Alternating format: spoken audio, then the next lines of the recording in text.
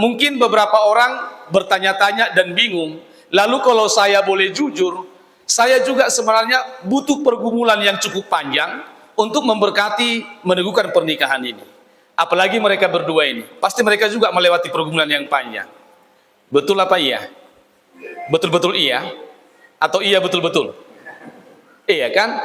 Saya percaya dan kita juga sudah konseling dan saya bilang semua jemaat tahu cerita kisah daripada Bapak Alfa ya. Dan kita kemarin sudah janji kalau ada firman Tuhan sedikit agak keras itu adalah kasih sayang Tuhan. Supaya kita tidak jatuh dua kali di tempat yang sama. Amin. Kalau soal jatuh, semua kita pernah jatuh. Makanya firman Tuhan bilang, Tuhan menetapkan langkah-langkah orang yang hidupnya berkenan kepada Tuhan. Apabila dia jatuh, tidak tergeletak karena Tuhan menopang kembali. Nah, tetapi yang mau kita bicarakan ini firman Tuhan tentang pernikahan. Dan pernikahan ini sangat-sangat sensitif sekali. Dan untuk di Kandis ini jemaat Tuhan, baru ini kita punya pengalaman pertama. Begitu Pak ya? Baru ini yang pertama seperti ini. Kalau yang kemarin kan nikah kudus ya, Bapak Jebua Junior ya. Nah kalau ini peneguhan nikah. Nah berbicara pernikahan itu, ada pemberkatan nikah kudus. Ya kan? Lalu ada yang namanya pembaharuan nikah. Lalu ada yang namanya peneguhan nikah. Kok beda-beda? Iya beda-beda. Itu sebabnya disebut dia pemberkatan nikah kudus. Karena itu adalah rencana Tuhan. Satu kali pernikahan untuk selama hidup. Amin. Itu. Lalu kalau begitu kenapa ada istilah pembaharuan nikah? Nah pembaharuan nikah ini di gereja kita adalah ada orang yang berpindah iman. Mungkin dulu diberkati dia di Konghucu. Lalu mendengar Injil tentang Yesus, dia bertobat tapi udah sempat punya anak. Nah, bagaimana ini? Lihat, dulu nikahnya bukan nikah diberkati dalam nama Tuhan Yesus. Maka ada yang namanya pembaharuan nikah. Mereka didoakan kembali, dibaharui nikahnya dan diberkati anak-anaknya. Namanya pembaharuan nikah. Haleluya. Nah, lalu apalagi ini yang namanya peneguhan nikah? Nah, peneguhan nikah itu ada dua hal. Yang pertama bahwa didapati mereka makan dulu baru berdoa. Iya kan? Artinya ada orang sudah punya bayi dulu baru mereka pemberkatan nikah. Atau sudah sempat mungkin hamil 6, 5, 7 bulan baru mereka menyerahkan diri kepada gereja supaya diberkati. Itu yang pertama. Maka namanya bukan lagi pemberkatan nikah kudus. Karena sudah makan dulu baru berdoa. Nangkap maksudnya, amin? Nah, yang berikutnya ada pernikahan yang gagal. Sehingga tidak lagi disebut dia pernikahan pemberkatan nikah kudus. Tetapi diteguhkanlah nikahnya. Sebab bagaimanapun Tuhan mau kita hidup dalam damai sejahtera. Bukan dalam perzinahan, bukan dalam percabulan, dan bukan dalam suasana yang namanya kumpul kebo. Tetapi apapun yang terjadi, jiwa-jiwa harus diselamatkan. Puji Tuhan. Tetapi ini bukan jadi alasan supaya, oh kalau begitu ternyata di gereja ini bisanya. Lalu kita punya planning, kalau boleh aku nanti sampai umur 50 tahun, bisalah 3 kali menikah. Pura-pura jatuhlah aku, kan gitu. Nah itu nggak boleh. Yang namanya jatuh, yang namanya gagal, pasti orang nggak pernah punya cita-cita untuk gagal. Haleluya. Nah ini yang mau saya sampaikan supaya jemaat Tuhan ini boleh memiliki pengertian. Sebab selama ini mungkin ada kebingungan di antara kita, boleh nggak orang diberkati lagi setelah dia bercerai? Firman Tuhan ini berbicara tentang perkawinan. Yesus memberitakan Injil, lalu mengadakan banyak mujizat. Ada banyak orang yang disembuhkan, lalu orang berbondong-bondong mengikut Yesus. Nah, di bagian kedua daripada firman Tuhan ini, datanglah orang Farisi. Ngapain dia datang? Orang Farisi ini datang mau mencobai Tuhan Yesus. Perhatikan baik-baik, ini penting supaya nanti kita bisa menjadi saksi-saksi Tuhan Yesus, khususnya tentang polemik, dilema, masalah dalam pernikahan. Amin. Karena orang ini banyak yang bertanya, betul-betul pingin tahu. Satu. Tapi ada juga orang yang bertanya, pingin memastikan apakah pendapatnya sudah pas. Dua. Yang ketiga, ada orang bertanya hanya untuk mencoba orang itu, ngetes kira-kira sampai di mana pengetahuan orang ini, kira-kira begitu. Nah, orang Farisi ini adalah orang yang hafal tentang Alkitab, orang yang ahli dalam hukum Taurat orang Yahudi. Lalu mereka datang kepada Yesus.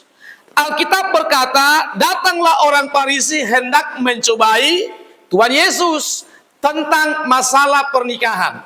Lalu mereka bertanya, Guru, apakah boleh orang cerai dengan alasan apa saja? Jadi mereka bertanya, sebenarnya mereka udah tahu jawabannya. Mereka ahli dalam firman Tuhan, dalam hukum-hukum syariat orang Yahudi. Mereka bertanya itu bukan membutuhkan jawaban, tapi mereka bertanya mencobai kira-kira di mana nanti Yesus ini silap. Dan kesalahannya ini, kekilapannya inilah kita bikin menghajar dia. Nah, lalu mereka bertanya karena Yesus mengajarkan kebenaran, membuat satu restorasi pembaharuan iman. Karena dalam hukum orang Yahudi dikatakan, siapa yang tertangkap berzina, dia dilempar batu.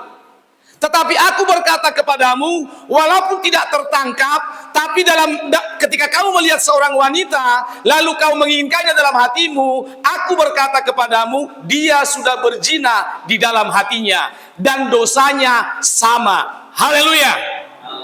Jadi Yesus mengajarkan standar yang sangat tinggi, karena itu orang Farisi nggak suka. Lalu untuk yang satu ini mereka mau mencoba Tuhan Yesus. Tapi jawabannya, perhatikan, jawabannya yang perlu kita perhatikan. Diperbolehkankah orang bercerai dengan alasan apa saja?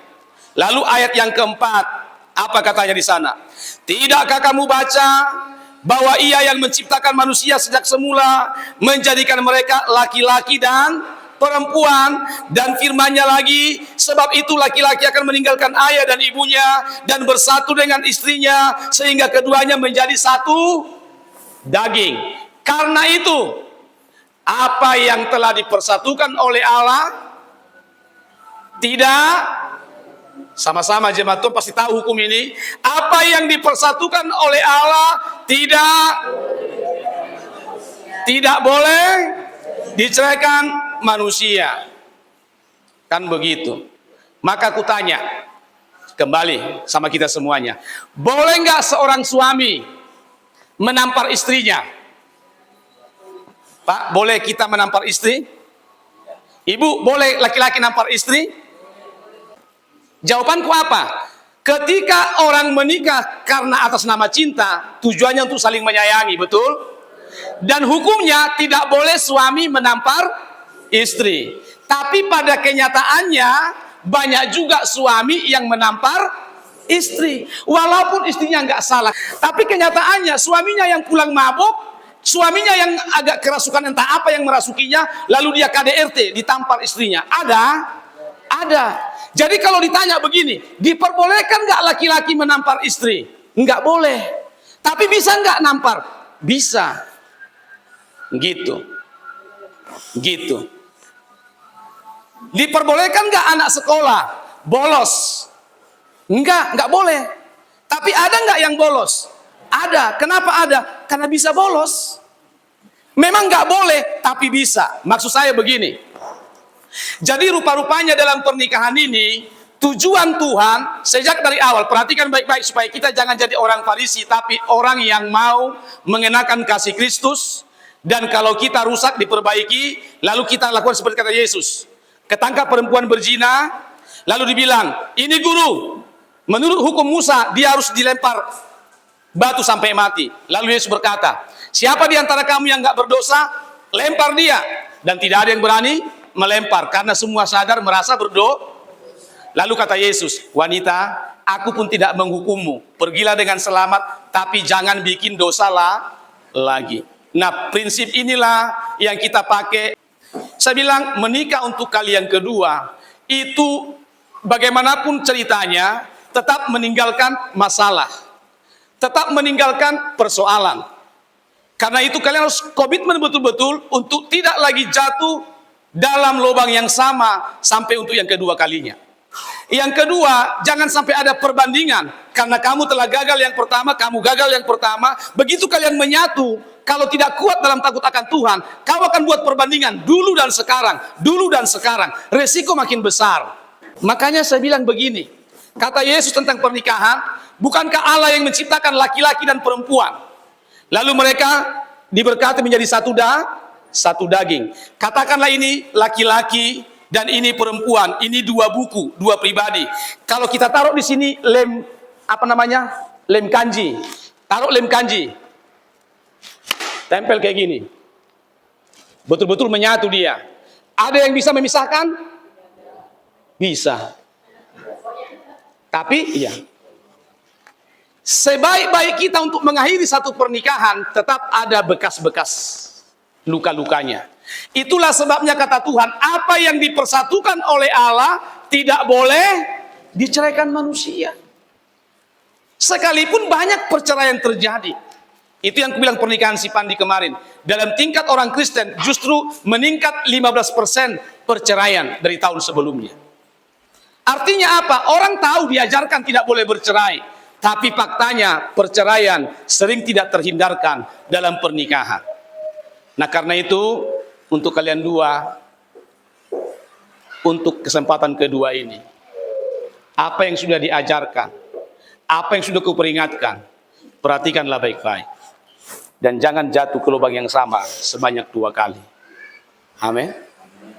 Nah itulah sebabnya Bapak Ibu, seperti yang kita bilang kemarin, apapun kesalahan orang dengan berat hati, karena tidak ada lagi jalan ketemu, kita harus memulihkan, kita harus meneguhkan, supaya jangan bertambah banyak dosa yang membebani kehidupan kita. Haleluya.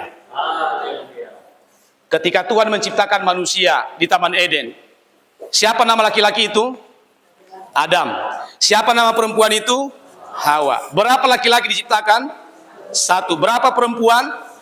Jadi kehendak Tuhan, rencana yang sempurna Allah tentang pernikahan adalah 1 laki-laki untuk 1 istri. Sekiranya boleh 1 laki-laki, 2 dan 3 istri, saya percaya Tuhan pasti langsung ciptakan 3 Hawa. 1 si Hawa, yang kedua si Hiwi, yang ketiga si Hewe. Kira-kira begitu. Sekiranya bisa 3. Jadi Tuhan itu bukan tidak tahu masa depan dan keperluan kebutuhan manusia. Amin. Ketika Tuhan menciptakan manusia di Taman Eden, siapa nama laki-laki itu? Adam. Siapa nama perempuan itu? Hawa. Berapa laki-laki diciptakan? 1. Berapa perempuan? Jadi kehendak Tuhan, rencana yang sempurna Allah tentang pernikahan adalah 1 laki-laki untuk 1 istri. Sekiranya boleh 1 laki-laki, 2 dan 3 istri, saya percaya Tuhan pasti langsung ciptakan 3 Hawa. 1 si Hawa, yang kedua si Hiwi, yang ketiga si Hewe. Kira-kira begitu. Sekiranya bisa 3. Jadi Tuhan itu bukan tidak tahu masa depan dan keperluan kebutuhan manusia. Amin. Tapi faktanya begitu manusia berdosa, jadi sepintar-pintar orang kalau melanggar aturan Tuhan memang diampuni, memang dipulihkan, tapi ada masalah yang harus kita bayar harga. Puji Tuhan. Jadi kalian siap bayar harga? Siap bayar harga? Serius, ini penting. Ya kan, aku bilang kemarin kan harus siap. Kubur masa lalu itu butuh bayar harga. Karena begitu ada persoalan ini, saya pertaruhkan, kami hamba-hamba Tuhan bersepakat, gereja kita adalah bengkel yang memperbaiki supaya jadi sehat. Jadi kami pun bayar harga. Apapun kata orang, kami nggak peduli karena kami tahu apa yang kami kerjakan. Tapi kalian juga harus punya prinsip, punya komitmen, bayar harga juga. Jadi saya mau bilang begini, perceraian itu tidak boleh. Tapi faktanya banyak yang terjadi. Lalu kalau sudah begini, apa yang kita kerjakan? Ada orang berkata, jangan diberkati. Tapi ketika sudah diberkati, mereka datang ke gereja, diterima di gereja itu. Mereka hanya cuci tangan. Supaya nggak mau diejek orang, mereka nggak mau memberkati. Tapi begitu mereka jadi rumah tangga, datang ke gereja, bayar pendaftaran, isi kewajiban, beberapa bulan dititikon. Jadi ngamartababe ruasta ibaga sadarion.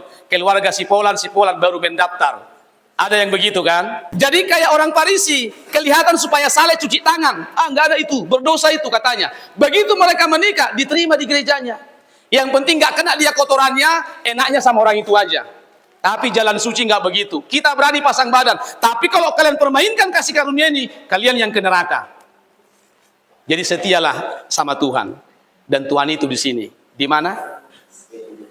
Iya. Gua bilang, di mana? Di jalan suci ini. Paling penting yang kita perhatikan, yang paling sering merusak rumah tangga. Dan ngomong-ngomong kita konseling, tiga-tiganya ada di keluarga ini. Yang pertama, penyebab dia gagal. Yang pertama apa itu? Orang tua yang menjadi orang ketiga. Kukira orang ketiga itu berbentuk perempuan cantik. Rupanya bukan. Berbentuk orang tua yang selalu mengintervensi. Memang itu repotnya. Jadi nanti pernikahan kalian ini, Pak, jangan jadi orang ketiga. Kalau menasehati boleh, Pak. Tapi kalau melerai, jangan. Karena ada orang kayak gitu, hancur pernikahan anaknya, dipisah-pisahkan. Itu nggak boleh. Mana ayatnya? Dalam firman Tuhan dibilang, laki-laki meninggalkan bapaknya dan ibunya bersatu dengan istrinya. Keduanya menjadi satu jadi satu daging. Tidak ada yang bisa memisahkan. Memang bersatu betul. Nah, kalau sudah ada yang di tengah-tengahnya, itu jadi persoalan. Mau pelakor, mau pelikor, mau orang tua, asal udah jadi orang ketiga lah. Itu berbahaya. Dan ingat itu ya, Amilida. Tidak boleh ada orang ketiga di tengah-tengah pernikahan kalian. Lalu yang kedua, apa itu? Apa kemarin? Hep,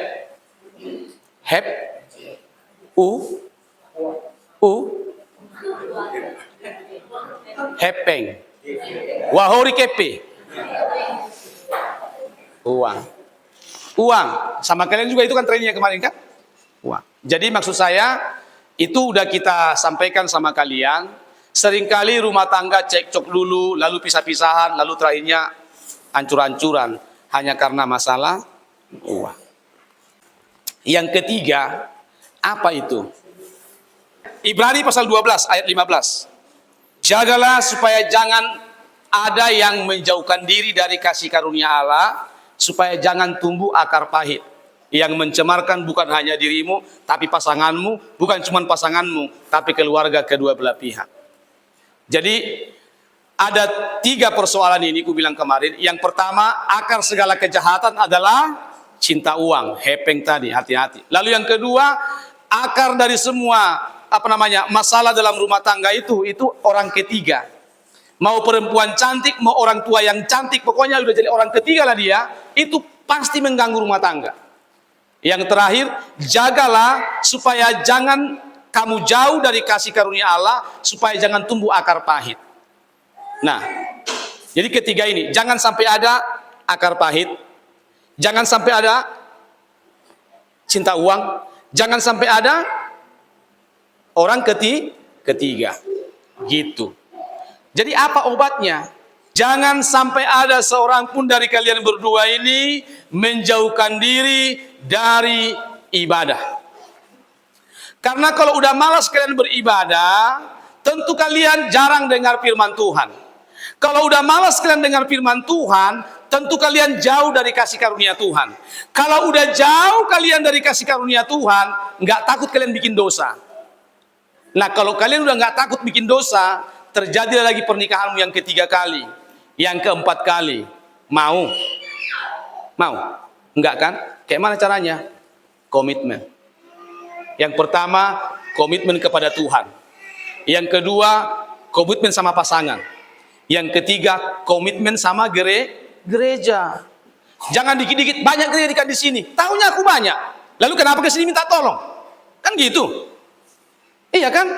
Jadi komitmen sama Tuhan, komitmen sama pasangan, komitmen sama Yelusiho, sonari, halek mumma. Kau sinar. 3 ini apa tadi? Komitmen. Komitmen pada Tuhan, komitmen sama pasangan, komitmen ke gereja. Iya kan? Siap. Dan catatan, Jangan dibawa keluarganya ke sini hanya untuk menumpang menikah. Nanti kan takutnya gitu, amang orang itu kok bisa? Bisa kalau sudah melewati training. Yang pertama, dia harus jadi jemaat di jalan suci. Yang kedua, dia harus kami training, kami konseling. Paling cepat 1 minggu. Itu paling cepat. Tiap hari kita konseling dan dibaptis lahir baru. Jadi kita betul-betul memperbaiki, bukan menjadi orang yang menyalahgunakan kasih karunia. Supaya kalian ingat, jadi ini komitmen kalian. Jangan tinggalkan kami untuk kali yang kedua. Karena kita pernah sama.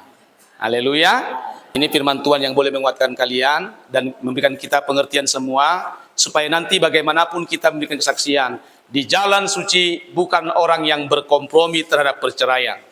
Tapi kalau sudah ketemu orang sakit, kita harus obati.